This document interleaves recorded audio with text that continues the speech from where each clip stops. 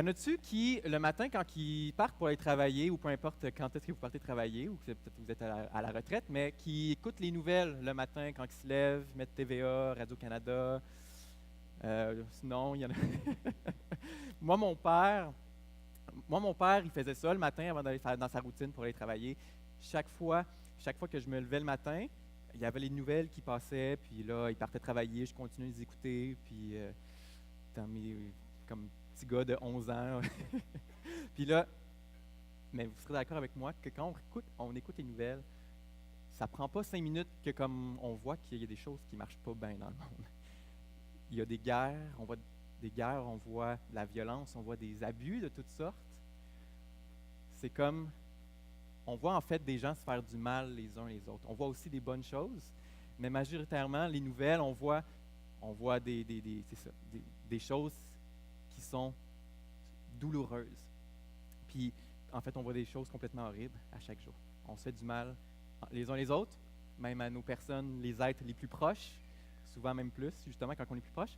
Puis, c'est comme on cherche un moyen de se protéger, parce qu'on est tout le temps, constamment, chaque jour, bombardé, puis même entre nous, alors, je veux plus avoir mal, là, c'est fini, là, c'est comme, non, là, on se met on se déplogue un petit peu, comme, c'est trop, sinon c'est trop lourd. Puis, j'aimerais ça vous parler d'une histoire, en fait, qui m'a perturbé quand que je l'ai entendu cet automne. Je vais faire un petit saut dans le temps. On retourne en 2002 à Salt Lake City. Fait que là, il y avait une couple de jeunes qui n'étaient pas nés en 2002, mais les plus vieux, ils se rappellent que c'était les Jeux olympiques à Salt Lake City, les Jeux d'hiver. Puis, les fans de hockey, y a-t-il des fans de hockey dans la salle?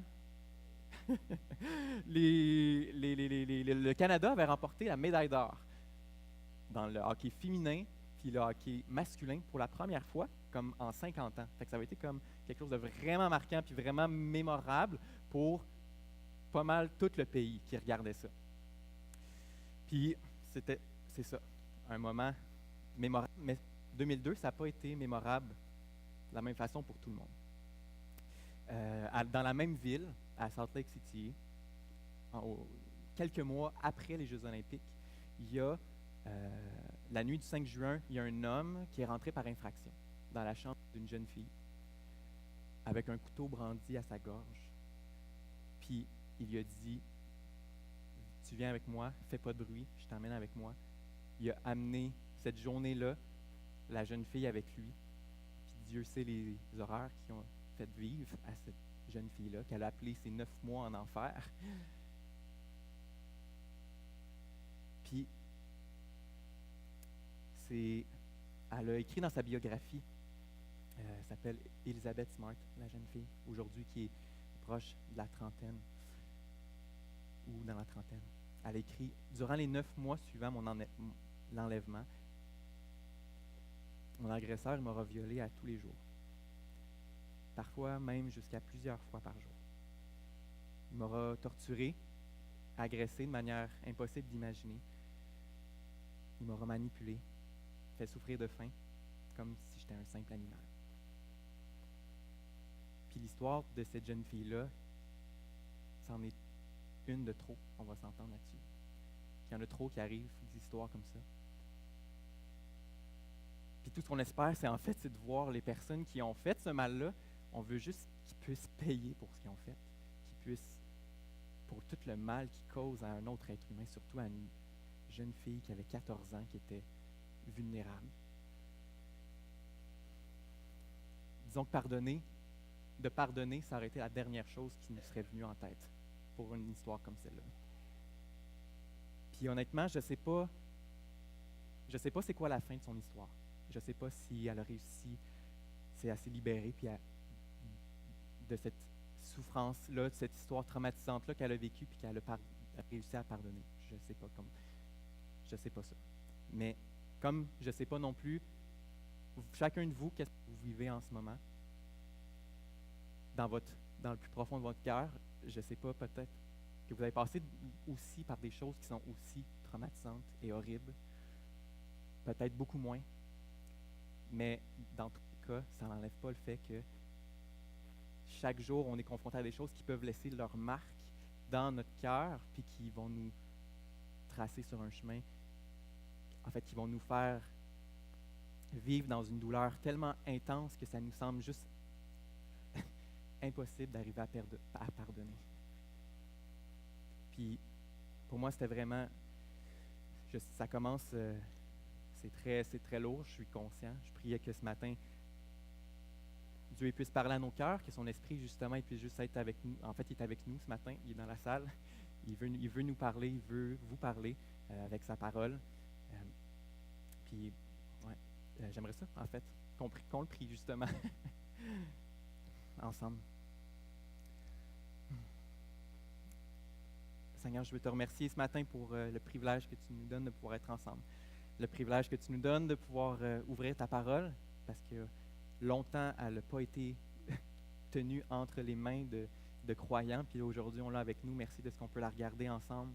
Je te prie que tu viennes nous toucher particulièrement ce matin, que tu viennes nous montrer une chose qu'on tient peut-être gardée dans le secret. Mais Seigneur, merci parce que ce matin, tu veux nous aimer.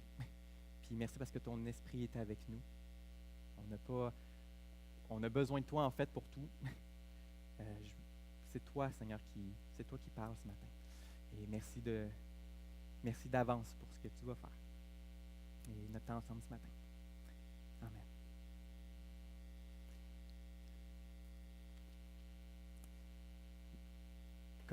Comme que je disais, dans le fond, est-ce une personne qui a commis quelque chose d'aussi horrible que ça mériterait d'être pardonnée? Ça serait pas juste normal de vouloir la faire payer pour ce qu'elle a fait? Jusqu'à combien de fois est-ce que je vais devoir pardonner mon frère, ma soeur, mes proches, jusqu'à temps qu'ils me disent comme, OK, ben là, c'est assez, là, maintenant, il y a des limites à tout. C'est une question qui est traversée aussi dans la tête de l'apôtre Pierre, quand il parlait avec Jésus. Jésus leur demandait, dans le fond, d'aller, s'il y avait un frère qui péchait envers eux, d'aller le reprendre, d'essayer de gagner ce frère-là qui a péché envers eux, puis là, de leur dire, essayez de le gagner si vous ayez commis un péché envers vous. Puis là, ce qu'on va voir ce matin, c'est que la réponse que Jésus va donner à Pierre, que j'imagine qu'il l'a rendu pas mal perplexe. Puis c'est dans Matthieu 18, si vous voulez tourner, Matthieu 18, versets 21 à 35, qu'on va lire.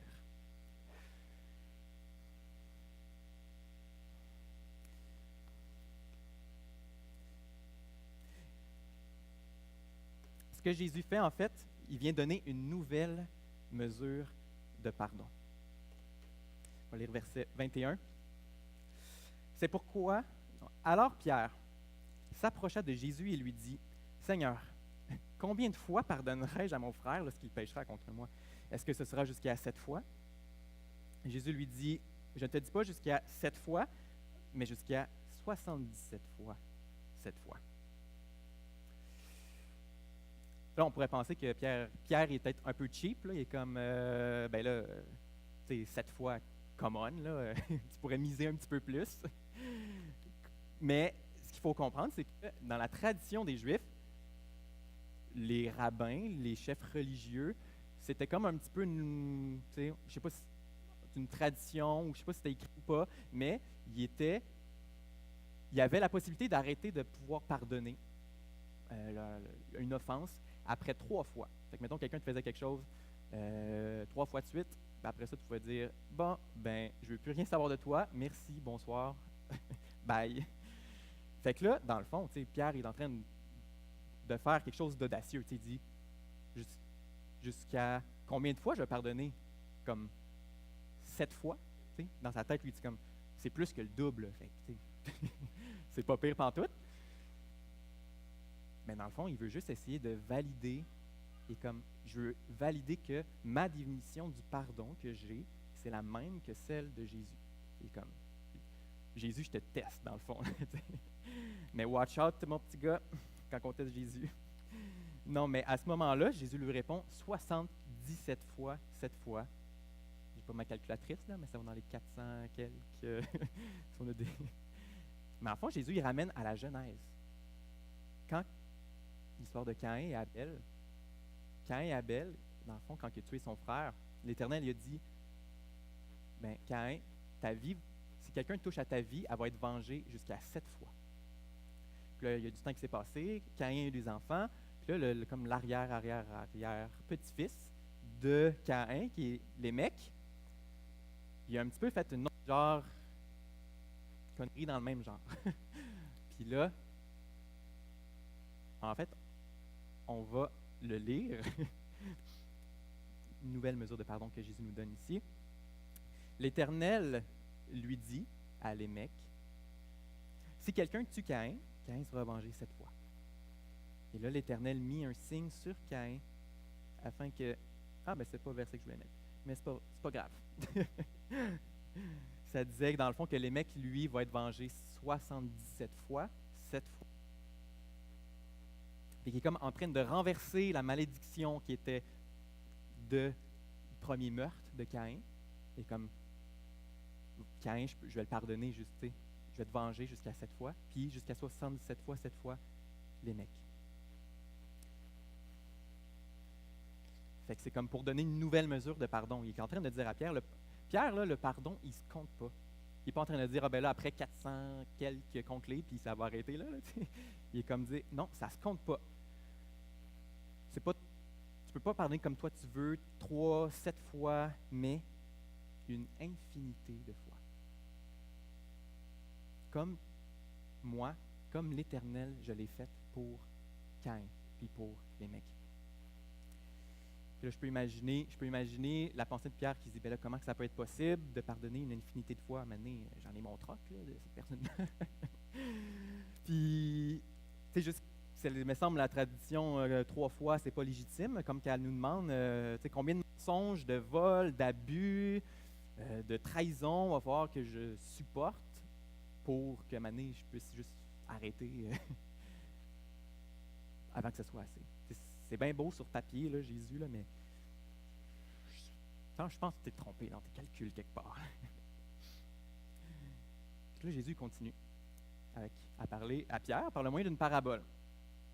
La parabole du serviteur qui était endetté à vie. C'est ça, ce matin, on ne parle pas de finances. Peut-être que vous avez aimé ça parler de finances, là, mais une autre fois. La parabole du serviteur qui était endetté à vie.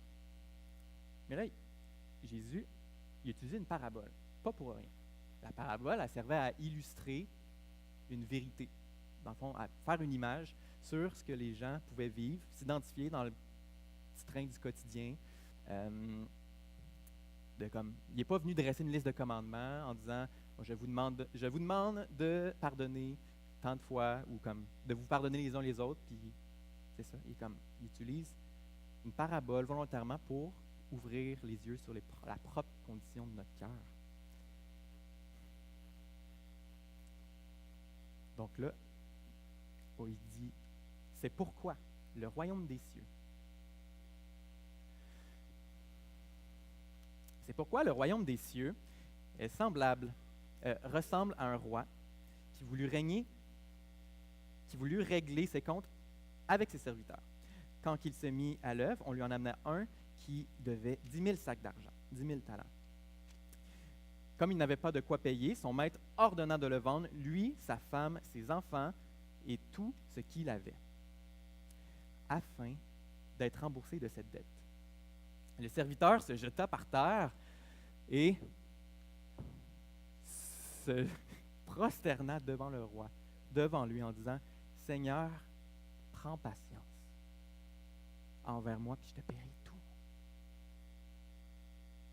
Rempli de compassion, le maître et de ce serviteur le laissa partir et lui remit de sa dette.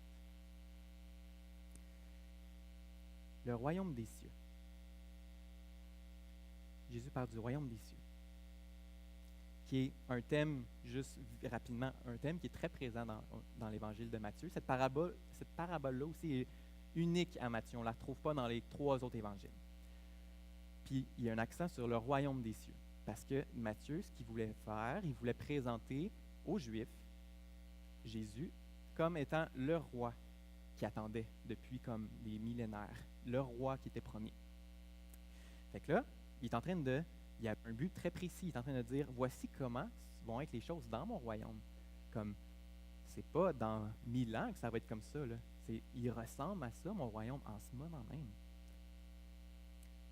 C'est de donner un aperçu de comment que les choses sont dans son royaume. Là, le roi il fait venir devant lui son serviteur. Il ne pouvait pas trouver de meilleur candidat, une dette de 10 000 talents. Juste de même, peut-être que comme ça, on ne s'en rend pas compte, là, mais c'était une dette énorme. Il y avait, ce serviteur-là, une dette gigantesque. On se met dans nos mesures, mettons, actuelles.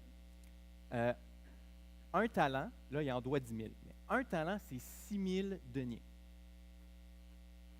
Puis, un ouvrier, environ, pouvait gagner un denier par journée de travail. Dans le fond, il devait au roi 10 000 fois 6 000 journées de travail. Donc 60 millions de journées de travail. Puis là, okay, mettons-nous dans la peau là, aujourd'hui. Mettons, moi j'ai 26 ans. Si je travaille 5 jours par semaine, toute ma vie, avec 2 semaines de vacances, jusqu'à mes 70 ans, puis là, je prends ma retraite, ou, en tout cas, à la fin de ma vie, je vais avoir travaillé 11 250 jours. Mais là, lui, il en doit 60 millions. Fait que c'est comme il doit environ 191 000 vies de travail. C'était des milliards et des milliards et des milliards de dollars. Là. La réalité, c'est que ce serviteur-là, là, même avec la plus grande de sa volonté, il ne pouvait pas rembourser ça. Il est comme, prends pitié, prends patience, je vais te rembourser tout. Mais, OK, dans 191 000 ans, tu sais. Mais pourtant, malgré tout ça, le roi, dans l'infinie richesse de sa grâce, il dit, ben, je te remets de ta dette. Va librement. Je te remets ta dette. Tu étais endetté à vie, mais je te rembourse tout. Mais là, regardez ce qui va arriver. Elle va se jeter à terre. Une fois sorti, ce serviteur rencontra un de ses compagnons qui lui devait 100 pièces d'argent, donc 100 deniers. Il l'attrapa par la gorge, se mit à l'étrangler en disant « Paie ce que tu me dois. » Son compagnon tomba à ses pieds en le suppliant « Prends patience envers moi et je te paierai. » Mais l'autre ne voulut pas et alla le faire jeter en prison jusqu'à ce qu'il ait payé ce qu'il devait. À la vue de ce qui est arrivé, ses compagnons furent profondément attristés. Ils allaient raconter à leur maître tout ce qui s'était passé. Je ne sais pas si, comme, en regardant ça, là, le serviteur, il sort de son entretien avec le roi.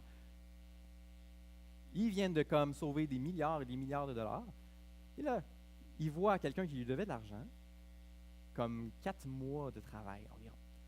Puis là, il le prend par la gorge puis il le fait jeter en prison.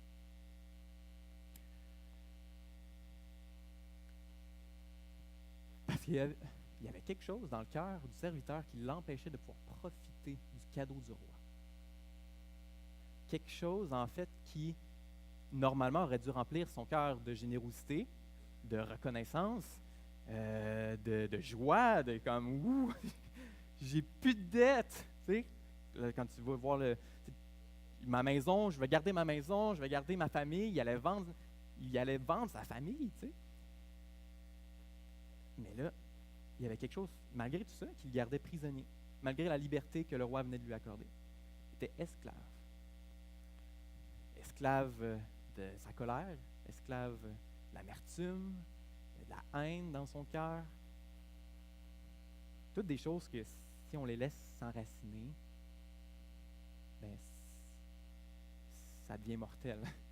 C'est toxique dans notre cœur. Il y a une écrivaine qui a dit une phrase vraiment, vraiment comme punch qui m'a frappé, là, c'est en parlant que c'est le non-pardon, c'est comme boire du poison à rat, puis s'attendre que c'est le rat qui meurt. J'ai amené du poison à rat, là, il est dans le sac là-bas, là, s'il y en a qui veulent se servir. C'est enregistré, ça? Ouais, je suis pas responsable. Non, mais c'est comme, tu sais, c'est comme un petit, on laisse des choses moisir dans notre cœur, puis tu sais, une petite chicane avec votre conjoint ou avec votre époux, un parent. Pour les plus jeunes, hein, on se chicane jamais avec nos parents de toute façon. Un collègue de travail, quelqu'un dans notre classe à l'école qui nous passe un commentaire. Puis là, certains, ben là, on laisse ces choses-là comme, bon, c'est pas grave. Puis on laisse ces choses-là non pardonnées dans notre cœur en faisant comme s'ils n'existaient pas puis qu'ils vont partir par elles-mêmes. Puis là, ben là, ça commence à moisir un petit peu. Puis il y en a qui, on devient, on est rendu tellement, on peut jusqu'à tellement en devenir cynique, négatif, chialeux. Puis on pense que ça fait juste partie de nous. Je suis comme, je suis chialeux de nature, moi, c'est pas, ça va bien les choses. C'est juste que je chiale tout le temps. Probablement que ça vous est tout arrivé là, de comme, c'est les amateurs de viande rouge, là, hein? Commandez votre steak, puis là, vous vouliez qu'il soit saignant, puis là, il arrive dans votre assiette médium, bien cuit, puis là, comme, il ne sait pas faire sa job, le cuisinier, il avait juste une job à faire. Il a retourné l'assiette, puis là, après ça, il revient pas assez cuit, puis là, chialer, puis je sais pas s'il y en a, je suis tout seul, non. Mais maintenant, je m'y fais mes steaks. Moins compliqué. Ou, hein, tu te fais couper en char. Tout le monde est super paisible et joyeux sur la route. Là, tout va bien, la musique, le soleil. Là, il y a quelqu'un qui vous coupe. Là. Puis là, vous êtes comme, mais voyons donc, il est donc bien fou. Puis que là, moi, y apprendre, moi, à conduire. Là, tu te dépasses par la droite, puis là, tu vas te remettre devant lui, tu sacs les breaks, puis là, tu comment.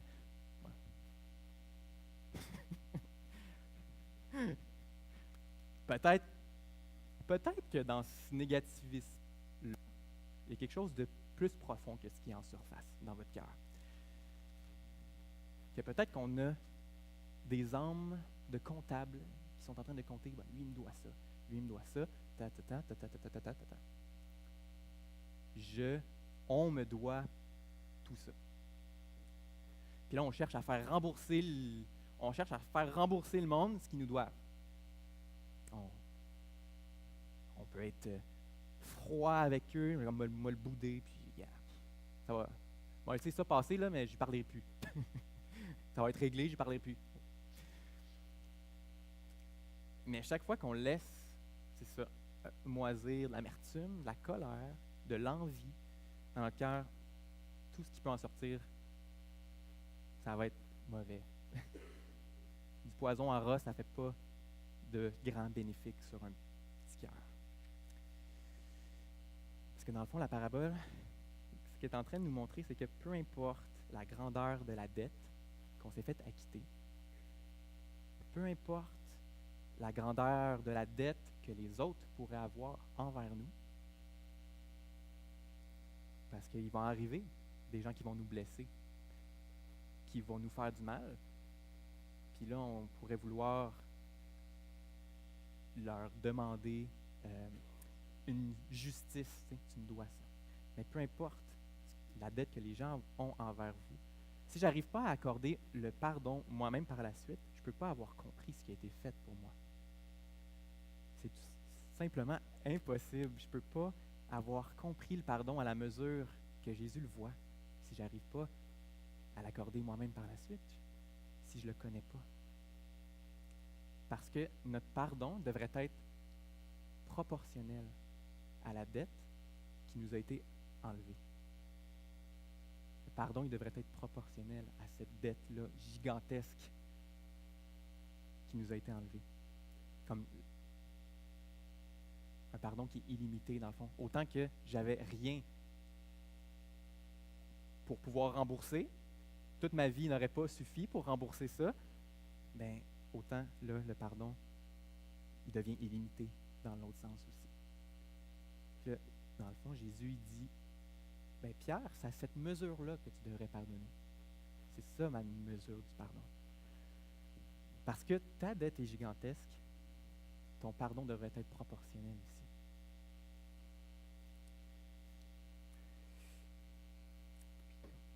On va finir la parabole ensemble. Ah oui. Donc, verset 32. Après que les compagnons sont allés parler à leur maître, le maître, il fait appeler ce serviteur. Là, il lui dit, méchant serviteur, je t'avais remis en entier ta dette parce que tu m'en avais supplié. Ne devais-tu pas toi aussi avoir pitié de ton compagnon comme j'ai eu pitié de toi? Et son maître, irrité, le livra au bourreau jusqu'à ce qu'il ait payé tout ce qu'il devait. C'est ainsi que mon Père céleste vous traitera si chacun de vous ne pardonne pas à son frère de tout son cœur. La fin du récit, je la trouve un peu dure à entendre, mais pourtant c'est celle-là que Jésus voulait qu'on entende. Le roi n'est pas injuste en donnant à ce serviteur-là ce qu'il lui a donné. C'est ce qu'il méritait. Là, on se dit, mais là, je comprends donc, le serviteur n'avait pas d'allure de faire ça. Moi, méchant lâche, hein, vous allez dire. Son pardon aurait dû le rendre libre, là. Il n'y avait plus rien là, qui le retenait. L'argent, il n'aurait même pas dû traverser la tête. Mais pourtant non, c'est encore dans sa tête. Il y a un écrivain qui dit que le malheur d'un homme, c'est qu'il a une âme de comptable. On est tous des comptables orgueilleux, amers, rancuniers. Puis dans le fond, là, le serviteur de la parabole, là, mais c'est pas mal moi. C'est pas mal nous. Puis de la même façon que Jésus voulait adresser ça avec Pierre, il veut aussi l'adresser dans notre propre cœur. Parce que ça serait facile de juste vous laisser ce matin avec la phrase, ben, frères et sœurs, que votre pardon soit proportionnel à la dette qui vous a été enlevée. Faites de même, soyez bénis. Amen. Bonne journée.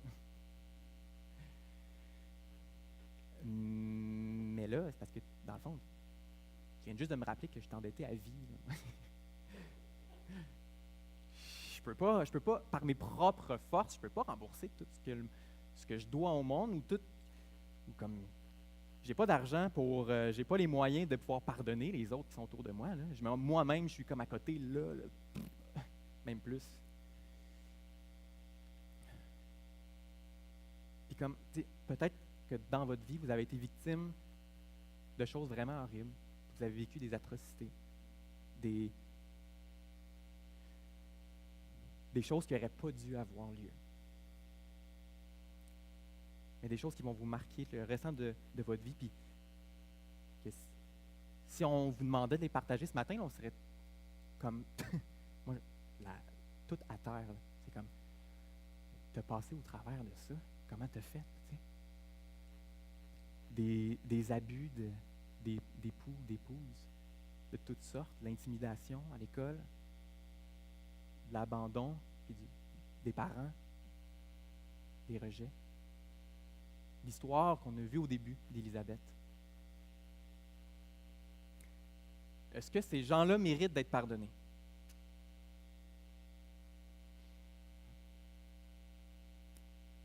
Non.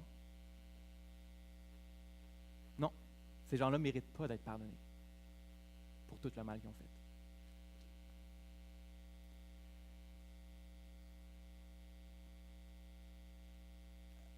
Mais parce que le pardon, ça n'a jamais été une question de mérite.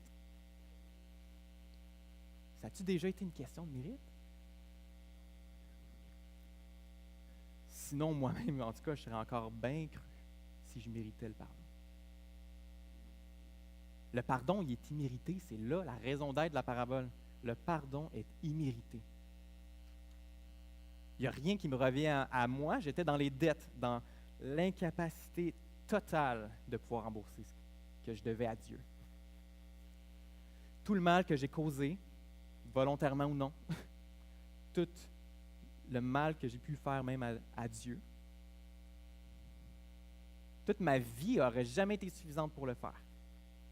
Mais pourtant, comme le roi dans la parabole, Jésus, Dieu, notre bon papa, ému de compassion envers nous, il décide de donner ce qui est le plus précieux au monde, ce qui avait le plus d'estime, qui avait la plus grande valeur, son propre Fils, pour que notre pardon puisse être illimité.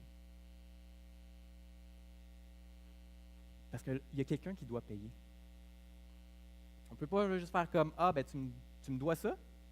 Ah, il n'y en a pas de problème. » Abracadabra, pouf, puis plus de dette. Hein, fini. Moi, ma carte de crédit, c'est ça que je fais, puis ça ne marche pas.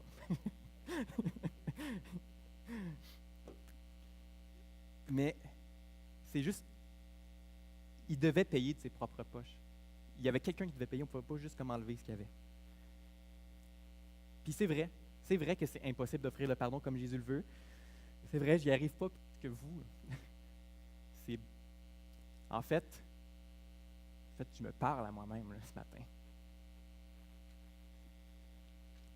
Mes parents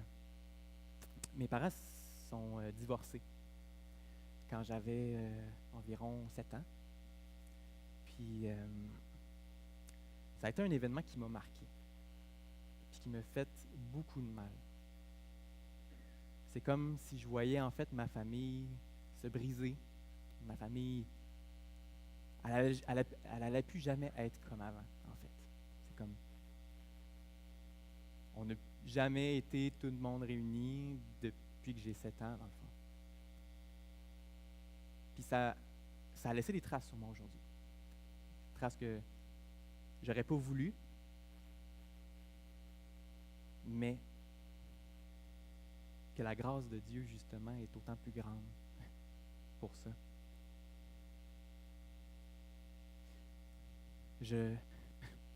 Ça serait facile de blâmer Dieu, blâmer mes parents. Tellement facile de glisser dans cette pente-là d'amertume, puis de dire « toi, tu me dois ça, puis j'ai pas eu la famille que j'aurais voulu, puis ou le modèle, ou ci, ou ça. »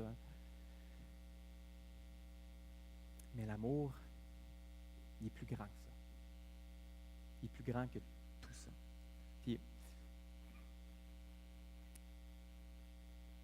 même ensemble, même si mes parents sont encore ensemble aujourd'hui, ils ne sont pas parfaits. Même si ça avait été le cas, il y aurait eu d'autres choses. Mais je vous dis, comme dans mon adolescence, moi, ça m'a fait justement, ça l'a moisi, ça, dans mon cœur. Fait que je vous dis à tous et chacun, surtout mes jeunes de la jeunesse, que j'aime beaucoup, laissez pas de l'amertume moisir dans votre cœur.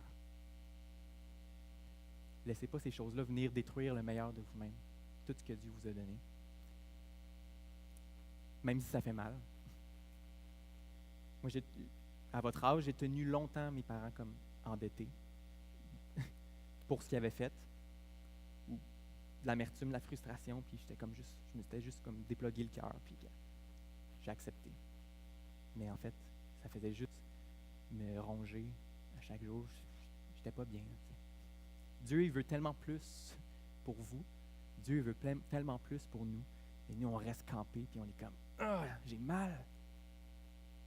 Je ne veux pas aller me faire arracher ma dent qui est moisie, là, parce que ça va faire mal. » Mais là, après ça va être tout être les autres dents. En fait, on va être rendu avec les dentistes. Si on va pas... Mais moi, j'ai pas la richesse de pardonner. Mais Dieu, lui, oui, il l'a. Son esprit il habite dans nous, il habite dans le croyant. Mais ce qui arrive quand j'oublie ce qui a été fait pour moi, quand j'oublie ce que j'ai reçu, je deviens amer. Je suis plus reconnaissant. Frustré. Puis c'est pour ça que je peux juste pas me permettre de sortir de la présence de ce roi-là, rempli de compassion. Parce que dès que je lâche mon regard de sa lumière, de la croix, bien là, je deviens en proie de moi-même, en proie de regarder à mon nombril, en proie d'oublier ce qui m'a été donné, en proie d'oublier l'ampleur du pardon que moi-même j'ai reçu. Mais Jésus il a dit, tout est accompli. Tout, tout, tout, tout, tout, tout. Absolument tout. Tu ne me dois plus rien. Je te donne tout. J'ai tout fait pour toi, ce que toi-même, tu étais incapable de faire. Maintenant, là, aujourd'hui, là, tu peux absorber la dette émotionnelle, physique ou quoi que ce soit qu'on te doit. Tu peux l'absorber. Je l'ai faite pour toi. Mets ta foi en moi. Fais-moi confiance, même si en ce moment, tout ne marche pas et que ça fait mal. Je le sais quand ça ne marche pas, moi aussi.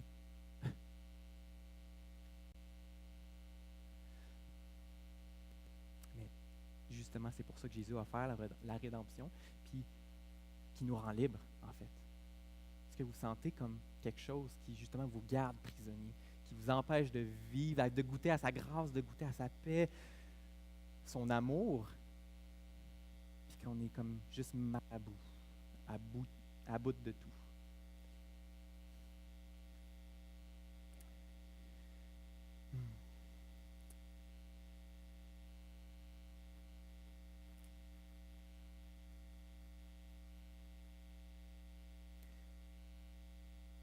Paul dit, dans le fond, là, si c'est possible, là, mais dans le fond, c'est comme Dieu nous a pardonné en Christ.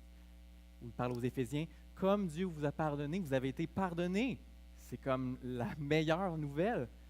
Comme Dieu vous a pardonné en Christ. Soyez bons envers les autres, compatissants, vous pardonnant réciproquement. Comme Dieu nous a pardonné en Christ. Jésus, il vient donner une nouvelle mesure de pardon. Dire, dans le fond, regarde ton cœur, Pierre, là, ta dette est gigantesque. Oui, ton pardon devrait être proportionnel à cette dette-là que tu as reçue. Mais je t'ai pardonné. Tu peux le faire, tu peux l'absorber. Ici, il y avait seulement 3 mots. 3 mots.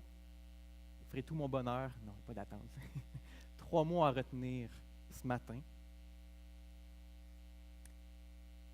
C'est pardonner, pardonner et pardonner. Mais, en passant, ça c'est comme une facture chiffonnée. Ah! C'est vrai, je voulais amener mes factures ce matin, faire comme, regarde ce que tu me dois là, ça prend juste comme, yeah. On oublie les dettes, c'est comme, regarde ce que tu me dois là.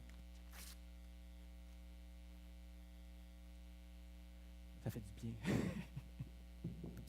Pardonner, parce que pardonner, ER, c'est que j'ai besoin de le comprendre. Si je ne sais pas c'est quoi le pardon, je peux pas. Si je ne sais pas c'est quoi, si je le comprends pas, je peux pas pardonner les gens autour de moi. Pardonner accent aigu. C'est parce que j'ai été pardonné, c'est parce que j'ai reçu le pardon que je peux ensuite l'appliquer à mon tour. C'est Jésus c'est son esprit qui le fait en moi. Parce que moi, je ne suis pas capable par moi-même. En tout cas, s'il y a quelqu'un qui connaît la recette par lui-même, je vous donne mon numéro. Non, mais pardonner. Si moi-même, je n'ai pas été pardonné, si moi-même, j'ai encore une dette là, envers Dieu, je ne peux pas. C'est normal que je ne puisse pas pardonner les gens qui sont autour de moi. C'est juste trop, là. On me doit tellement. Je dois tellement de dettes moi-même, j'ai rien pour rembourser.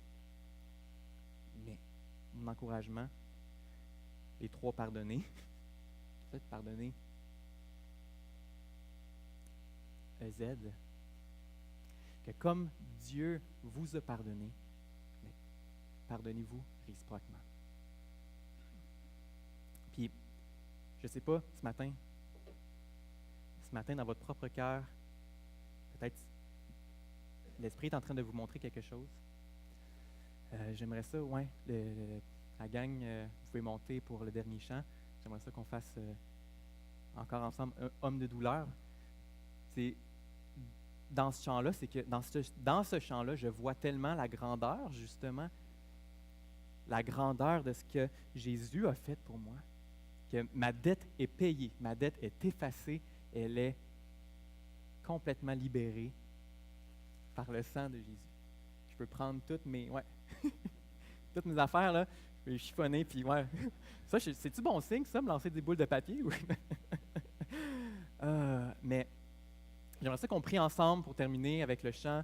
Je sais qu'on l'a chanté tantôt, peut-être vous êtes pressés à partir, mais si Dieu est en train de vous parler ce matin, puis qu'il est en train de son esprit vous montrer quelque chose, faites-le pas taire, cette voix-là. Priez-le, on va le prier ensemble tout de suite, avant de faire le chant. Seigneur, je te remercie pour toute... en fait, je te remercie pour la croix. Je veux te remercier, Seigneur, parce que moi, j'avais absolument rien.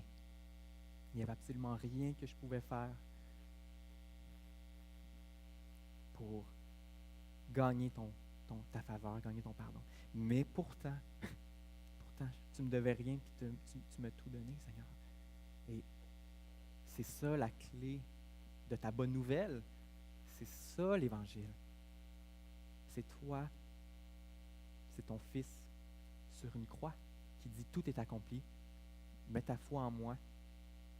Aie confiance. Aie pas peur. Je te tiens, je te supporte.